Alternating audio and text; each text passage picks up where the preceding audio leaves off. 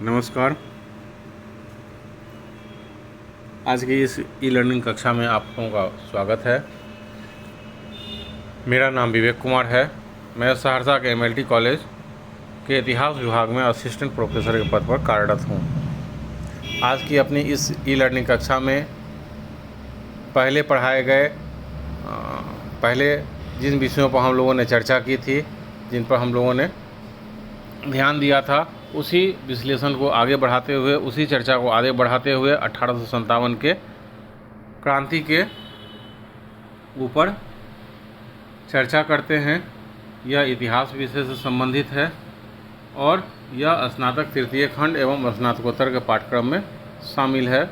मतलब कि बीएन मंडल विश्वविद्यालय के अंतर्गत यह बीए पार्ट 3 और एमए पीजी के छात्रों के लिए समान रूप से उपयोगी है।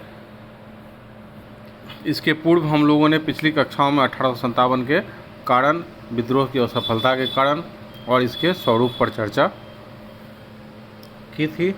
आज हम लोग इस कड़ी में, आज के क्लास में हम लोग इसके परिणाम के ऊपर चर्चा करेंगे कि 1857 का विद्रोह भले ही तात्कालिक रूप से अंग्रेज़ों की सत्ता को नहीं समाप्त कर पाया, लेकिन उसका भारत पर क्या असर पड़ा, अंग्रेज़ों पर क्या असर पड़ा, प्रशासनिक व्यवस्था पर क्या असर पड़ा, भारत और इंग्लैंड के बीच संबंधों पर क्या असर पड़ा। आज हम लोग इस पर विशेष रूप से चर्चा करेंगे। तो यहाँ तक हम लोग जान चुके हैं कि 1857 के विद्रोह का परिणाम अंतिम तौर पर अंग्रेज़ों के हित में आया। अंग्रेज़ी सत्ता को भारत से समाप्त नहीं किया जा सका और यह विद्रोह असफल हो गया। इस विद्रोह की असफलता पर भी हम लोगों ने चर्चा की है।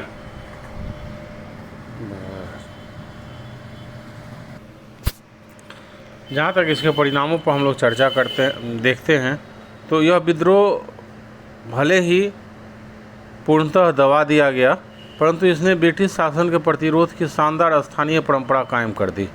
साथ ही स्वाधीनता संग्राम में भारतीय जनता के लिए प्रेरणा का एक प्रेरक स्रोत बन गया। 1857 के विद्रोह के पूर्व और विद्रोह के बाद भारत में अंग्रेजी शासनकाल का एक युग समाप्त होता है और दूसरा युग आरंभ होता है। मतलब कि 1857 के विद्रोह के पहले कंपनी का शासन था, जो 1857 के बाद सीधे क्राउन के हाथ में चला जाता है। मतलब कंपनी की सत्ता हटा दी जाती है और ब्रिटिश शासन के अंतर्गत यह सीधे ब्रिटिश संसद के अंतर्गत इसका शासन चला जाता है।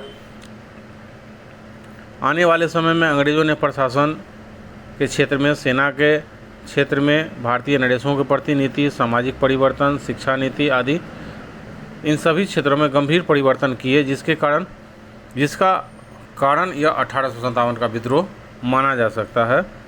मतलब कि इस विद्रोह के कारण ही अंग्रेज़ों को अपनी समग्र नीति पर पुनः ध्यान देने की आवश्यकता आ पड़ी और उन्होंने शासन से जुड़े हुए हर एक क्षेत्र में ध्यान दिया, शासन से जुड़े हुए हर क्षेत्र में परिवर्तन किया और उन नीतियों को अपनाया जिससे अंग्रेजी शासन व्यवस्था, अंग्रेजी सत्ता ज़्यादा मजबूत होकर, ज़्यादा प्रभावी होकर भारत में अपना राज कायम रख सके।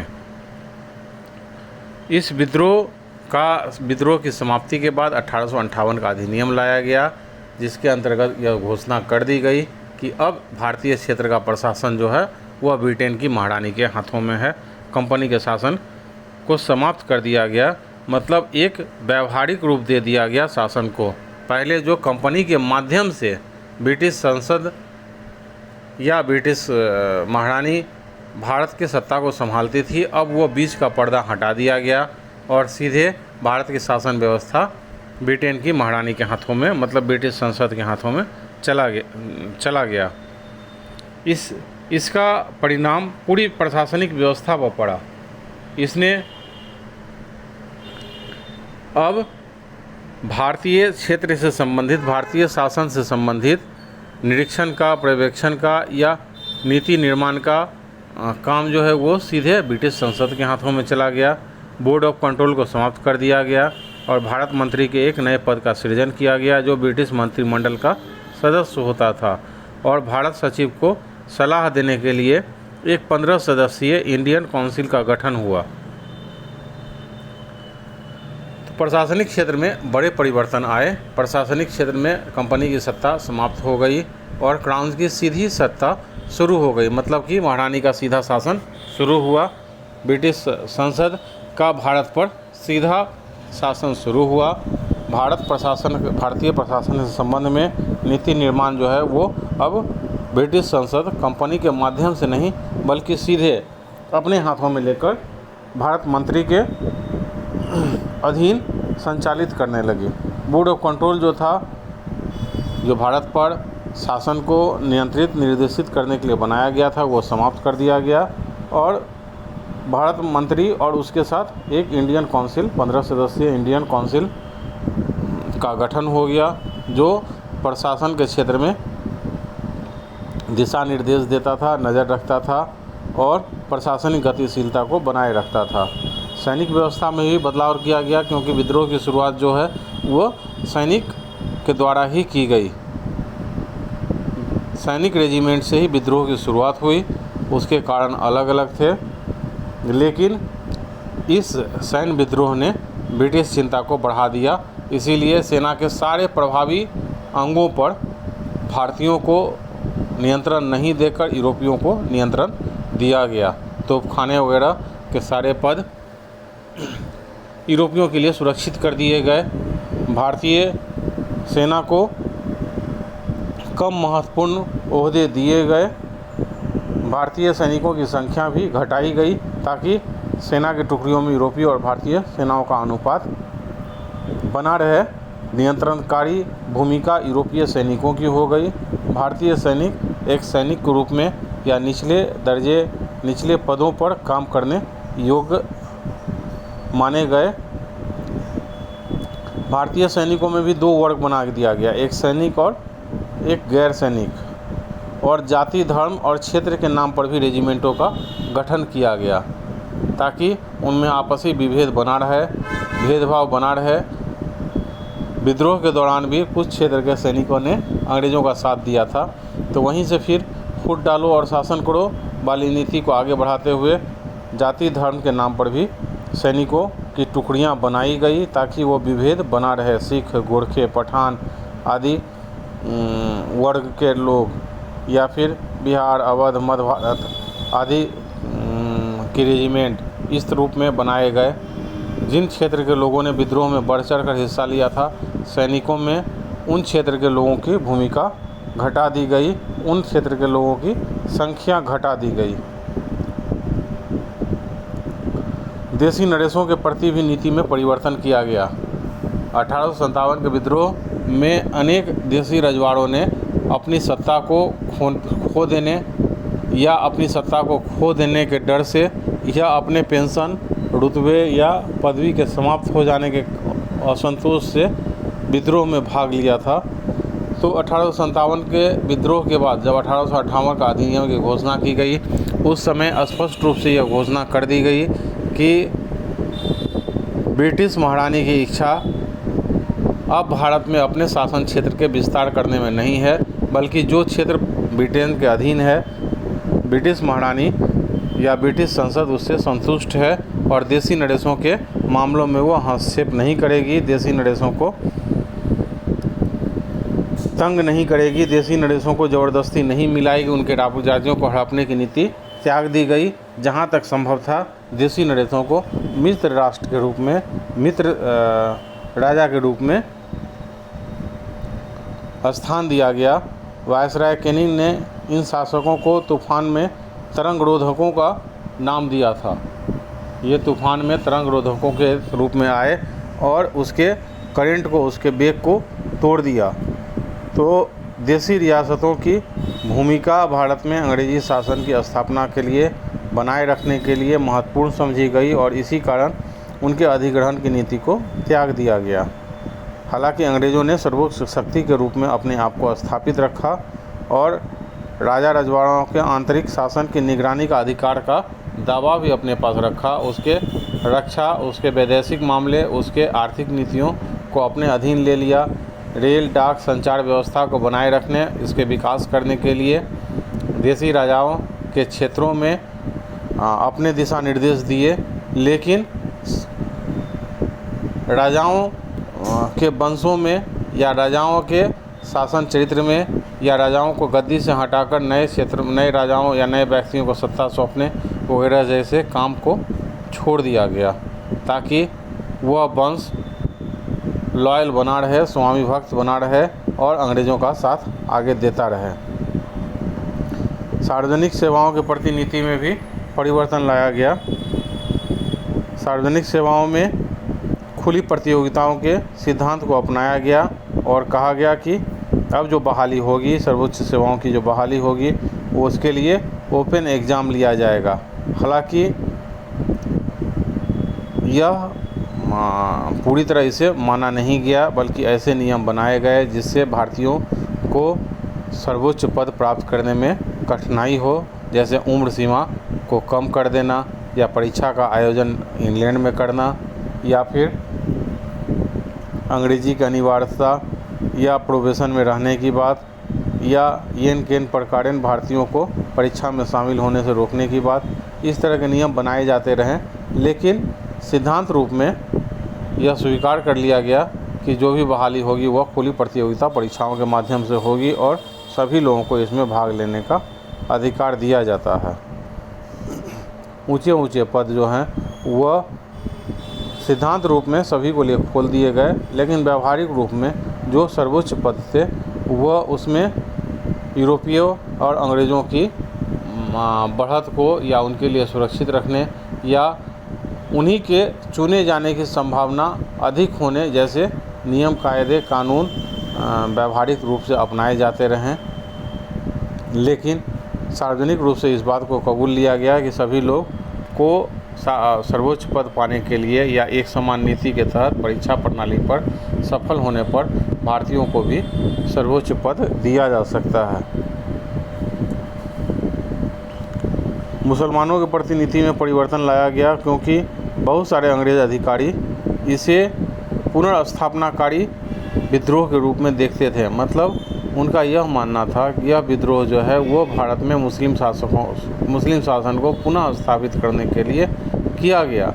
तो उन लोगों ने अपना प्रथम शत्रु मुसलमानों को माना और सार्वजनिक सेवाओं में, नौकरियों में, शिक्षाओं में हिंदू को विशेष महत्व दिया और मुसलमानों को इससे दूर रखने का प्रयास किया। 1870 तक स्पष्ट रूप से यह नीति रही अंग्रेज़ों की, मुसलमानों के प्रति घृणा की नीति रही। मुसलमानों का दमन करना, बड़े पैमाने पर उसकी ज़मीन जायदाद को जब्त कर लेना, ये सारे कार्य चलते रहे।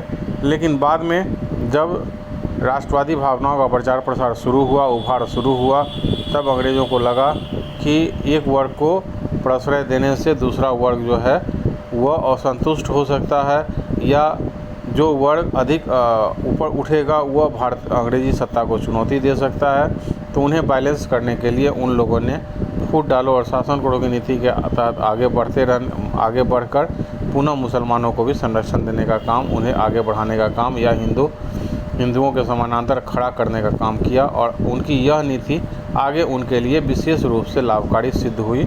तो तात्कालिक तौर पर उन लोगों ने मुसलमानों के प्रति विभेदकारी नीति अपनाई, मुसलमानों को अपना प्रथम शत्रु माना और उसके प्रति घृणा व्यवहार जारी रहा।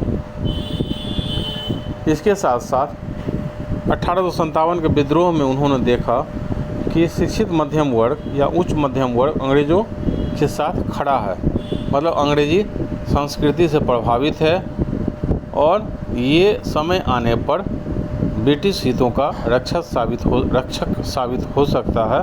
इसी उद्देश्य के तहत उन लोगों ने शिक्षित भारतीयों के प्रति जो है वो अनुकूल दृष्टिकोण अपनाया। इसका एक दूसरा कारण यह भी था कि प्रशासनिक क्षेत्र में उन्हें सुविधा होती थी इन शिक्षित भारतीय लोगों के सहायता से लिपिकीय कार्य करने में। उन्हें एक वर्ग चाहिए, क्लर्क के काम को करने के लिए उन्हें पढ़े लिखे भारतीय चाहिए 1857 के विद्रोह में वो देख चुके थे कि ये शिक्षित भारतीय जो है वो अपने आप को भारतीयों से ज़्यादा श्रेष्ठ समझते हैं और अंग्रेजी पहनावे, अंग्रेजी संस्कृति, यूरोपीय सभ्यता के प्रति ज़्यादा आकर्षित हैं। अतः उन लोगों ने ऐसे लोगों को बढ़ावा देना शुरू किया, ऐसे लोगों को प्रश्रय देना शुरू किया जो अंग्रेजी श्रेष्ठता में, अंग्रेजी सभ्यताओं के प्रति आदर भाव रखते हों, उनसे प्रभावित हों, उनके प्रति झुकाव रखते हों। इससे उन्हें फ़ायदा यह था, अंग्रेज़ों को फ़ायदा यह था इससे कि उन्हें एक समर्थक भारतीय वर्ग मिलता गया जो भारत पर अंग्रेज़ी सत्ता को चुनौती नहीं देता बल्कि उसका समर्थक बन जाता। तो उन लोगों ने इस वर्ग के प्रति, शिक्षित भारतीय वर्ग के प्रति सकारात्मक दृष्टिकोण अपनाया और इसे प्रेरित किया। जमींदारों के प्रति भी नीति में परिवर्तन लाया गया। पुराने जमींदार जो हटा दिए गए थे या जिनकी ज़मीनें ज़बरदस्ती छीन ली गई थी, उन्हें उनकी ज़मीनें लौटा दी गई। उनके प्रति मित्रता का भाव अपनाया गया और उसे भारतीय जनता का परंपरागत और स्वाभाविक नेता कहा गया। उन्हें सम्मान देकर उन्हें अंग्रेजी हितों के करीब लाने की कोशिश की गई। परंपरागत रूप से यह माना गया कि संकट उत्पन्न होने पर यह वर्ग अगर अंग्रेजी हुकूमत के करीब रहेगा तो एक तरंग रोधक का काम करेगा। इसलिए ज़मींदारों के प्रति जो असंतोष था उसे दूर करने का प्रयास किया गया और राष्ट्रवादी रुझान रखने वाले शिक्षित मध्यम वर्ग के खिलाफ उसका इस्तेमाल किया जाने लगा। समाज सुधार के प्रति नीति में भी बदलाव लाया गया और सामाजिक सुधार के जो प्रयास किए जा रहे थे वो छोड़ दिए गए क्योंकि उससे अंग्रेज़ों को कोई ख़ास फ़ायदा नहीं था। उल्टे उन्हें सामाजिक असंतोष का सामना करना पड़ा। भारतीय जनता को अंग्रेज़ों का यह कदम, जैसे सती प्रथा का उन्मूलन, विवाह की उम्र को बढ़ाना, कन्या स्त्री के अधिकारों को बढ़ाना, ये सारी चीज़ें उन्हें अपने संस्कृति पर हस्तक्षेप के रूप में लगती थी। एक परंपरागत मान्यताओं में दखल अंदाजी लगती थी। इसीलिए भारतीय जनता अंग्रेज़ों के इस कदम से भी असंतुष्ट थी। तो बाद में 1857 के विद्रोह के बाद सामाजिक सुधार के प्रति अंग्रेज़ उदासीन हो गए। उन्होंने इस तरह की चीज़ों पर रुचि लेना छोड़ दिया। 1857 के विद्रोह के बाद भी नस्लीय भेदभाव की नीति जारी रही। यूरोपीय श्रेष्ठताओं के प्रति